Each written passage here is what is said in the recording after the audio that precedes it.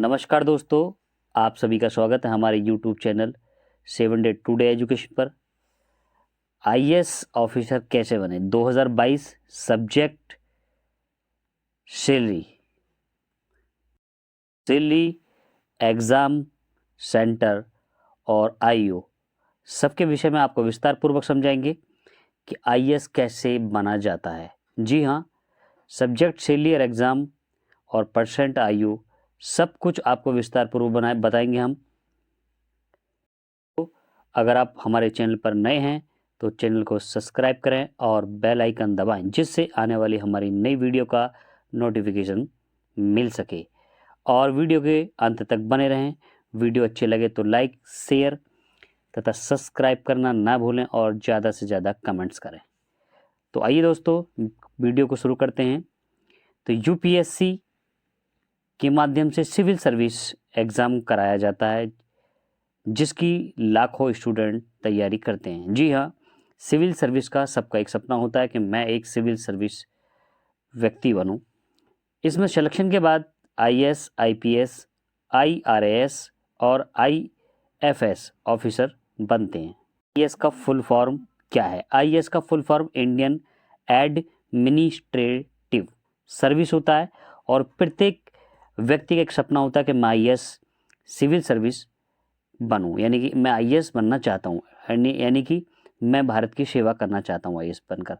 तो आइए इसके विषय में आपको विस्तार पूर्वक बताता हूं, वीडियो में आगे देखते हैं। आईएएस बनने के लिए क्या क्या योग्यता होनी चाहिए?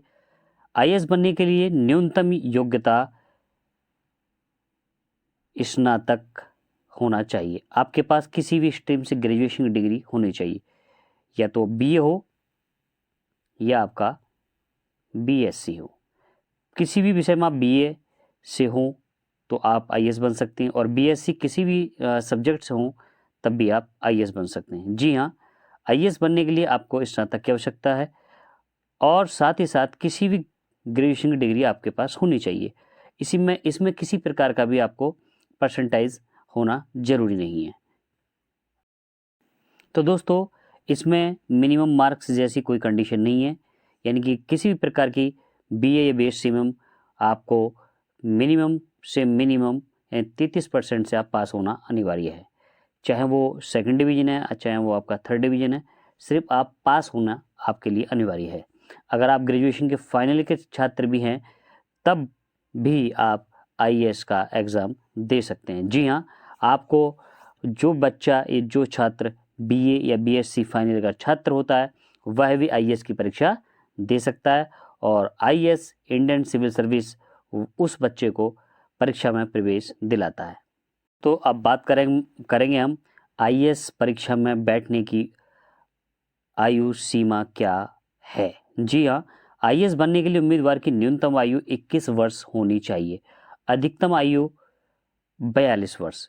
यानी कि आप यदि 21 वर्ष के हो गए हैं तब आप आईएएस की परीक्षा में बैठ सकते हैं, और अधिकतम आपकी उम्र 42 वर्ष तक है।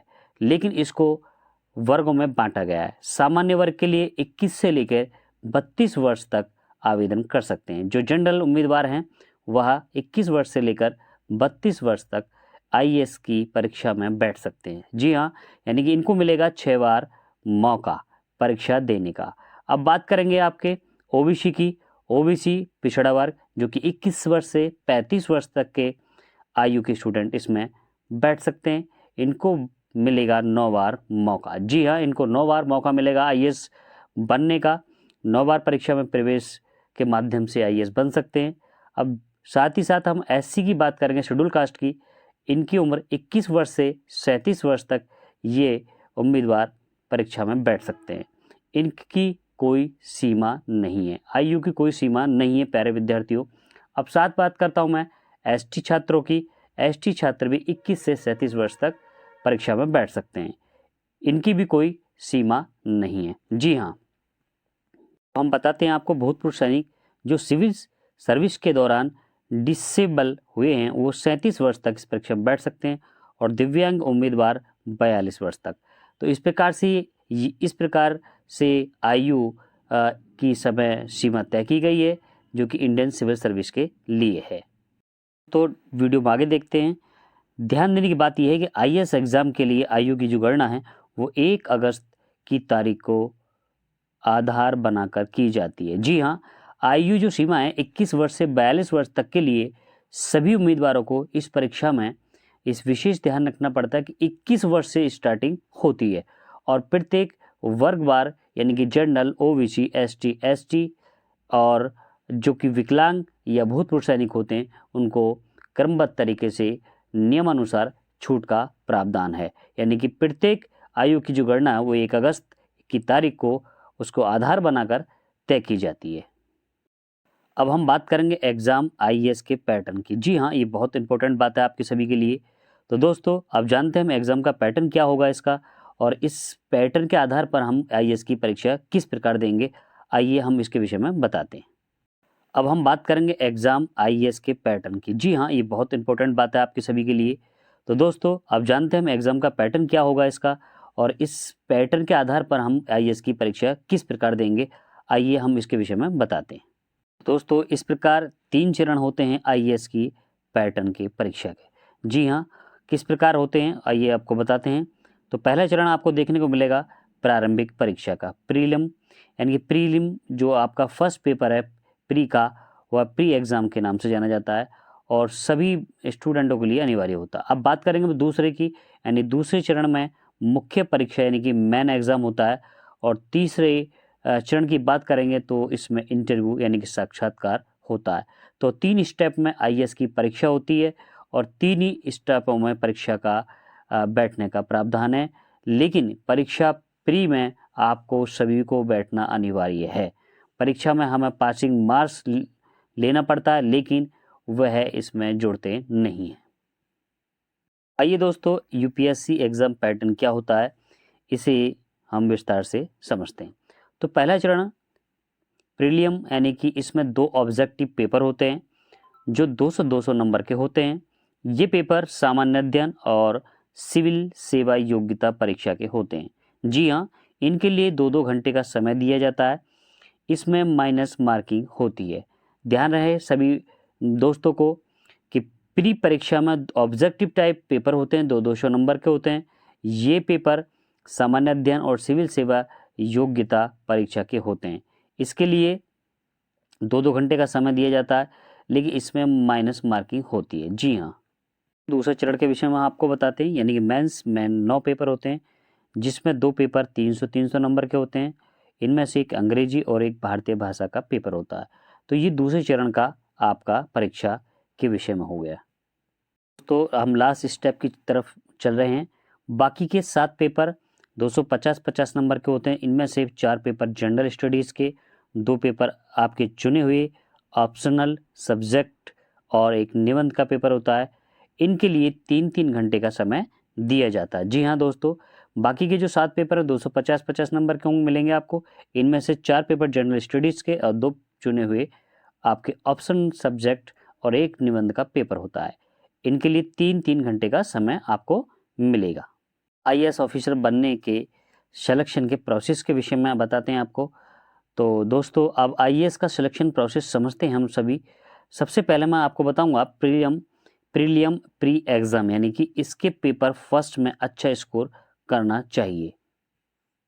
दोस्तों, क्योंकि इन मार्क्स के आधार पर मेंस एग्ज़ाम की मेरिट लिस्ट बनाई जाती है, यानी प्री एग्ज़ाम आपका अच्छा है तो अब मार्क्स इस प्री के आधार पर आपका मेंस की एग्ज़ाम की जो मेरिट है वो तैयार की जाती है। जी हाँ दोस्तों, पेपर सेकंड के यानी कि सी सेट में कम से कम 33% नंबर लाने होते हैं, तभी आप मेंस के लिए क्वालिफाई कर सकते हैं। जी हाँ दोस्तों, आपको ये बात ध्यान रखनी है, प्री एग्ज़ाम में 33%, सी सेट में आपको 33% नंबर लाने ही होंगे, तभी मिलेगा आपको मेंस में बैठने का मौका, यानी कि आप तभी मेंस के लिए क्वालिफाई कर सकते हैं। ठीक है दोस्तों, आइए दोस्तों, आपको हम ये नंबर मेरिट में नहीं जुड़ते हैं। जी हाँ, 33% मार्क जो आप प्री में लाते हैं वह है मेरिट में नहीं जुड़ जाते हैं, सिर्फ आपको मेंस में बैठने का मौका मिलता है। जी दोस्तों, दूसरे चरण में 9 पेपर में से लैंग्वेज के 2 पेपर क्वालिफाइंग करने के लिए और बाकी 7 मेरिट लिस्ट बनाने के लिए काउंट किए जाते हैं। तो दोस्तों ध्यान रहे, आप सभी को प्री एग्ज़ाम में 33% मार्क्स लाना अनिवार्य है, जो कि आपको प्रवेश दिलाएगा मेंस में। बाकी आप प्री का कोई रोल नहीं है बाकी आगे के चयन में। जी हाँ, इस प्रकार से तीसरी मेरिट यानी कि साक्षात्कार आपका होता है। उसके आधार पर आपकी मेरिट तैयार की जाती है और उसके आधार पर मेरिट तैयार होने के बाद आपका चयन कर लिया जाता है। अब हम दोस्तों बात करेंगे सैलरी की। जी हाँ, आईएएस की सैलरी क्या होती है, वो पद के अनुसार आपको मिलती है, लेकिन मैं बात कर रहा हूँ इस समय आईएएस। तो आपको सैलरीज की बताएंगे हम। 56,100 से लेकर 2,50,000 तक सैलरी होती है। तो दोस्तों ये सैलरी की बात होगी। तो यदि आपको वीडियो अच्छी लगे तो लाइक करना, शेयर करना और कमेंट्स करना ना भूलें, ताकि नेक्स्ट वीडियो लेकर फिर मैं हाजिर हूँगा। नमस्कार।